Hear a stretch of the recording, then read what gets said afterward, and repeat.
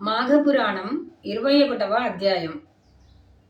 ఆ రకంగా బ్రహ్మదేవుడితో చెప్పిన తరువాత శంకరునితో అంటున్నాడు, ఓ శంకర, నువ్వు సామాన్యుడవు కావు, నాతో సమానమైన వాడవు. నీకు నాకు భేదం లేదు. నువ్వు కూడా నాలాగే లోకంలో అందరి చేత పూజింపబడుతుంటావు. నువ్వు సర్వవ్యాపివి, సర్వానికి అతీతుడవు. నువ్వు లేనిదే ఈ జగత్తులో ఏదీ లేదు. నువ్వు పరమాత్ముడవు అంటూ శివుణ్ణి పరిపరి విధాలా స్తుతించాడు. ఓ శంకర, సూర్యచంద్రులు నీ నేత్రములు. దేవ, దాన, యక్ష, కిన్నెర, కింపురుష, సిద్ధ, సాత్యగుణాలచే పూజించబడుతుంటావు. నీకు మిత్రులు లేరు, శత్రువులు అంతకన్నా లేరు. నీకు నాకు తేడా లేదు. మోక్ష ప్రదాతవు నీవు. వివిధ రూపాలలో లోకాలన్నీ ఆక్రమించి ఉన్నావు.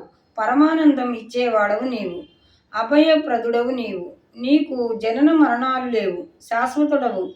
దేవతల్లో ఇంద్రుడవు నువ్వు. వేదవేత్తలలో బ్రహ్మదేవుడవు నీవు. వేదార్థం తెలిసిన వారందరిలో వ్యాసుడవు. ఋషులలో వశిష్ఠుడవు నీవు. రుద్రులలో శంకరుడవు. సాంఖ్యులలో కపిలుడవు. వసువులలో అగ్నివి నీవు. అదితి కుమారులో విష్ణువు నీవు. విద్యలలో బ్రహ్మ విద్యవు నీవు. గతులలో ఉత్తమ గతివి. వేదాలలో సామవేదానివి. ఛందస్సులలో గాయత్రివి నీవు. శక్తులన్నింటిలోనూ మాయవు నీవు. గణకలలో కాలానివి. రహస్య విద్యలలో ఓంకారానివి. చతుర్వర్ణాలలో బ్రాహ్మణుడవి నీవే. చతురాశ్రమాలలో గృహస్థాశ్రమానివి. పురుషుల యందు ఆది పురుషుడవు. నాయకులలో మహేశ్వరుడవు. కల్పములలో మహాకల్పానివి. యుగాలలో కృతయుగానివి. ఉపనిషత్తులలో రహస్యోపనిషత్తువు.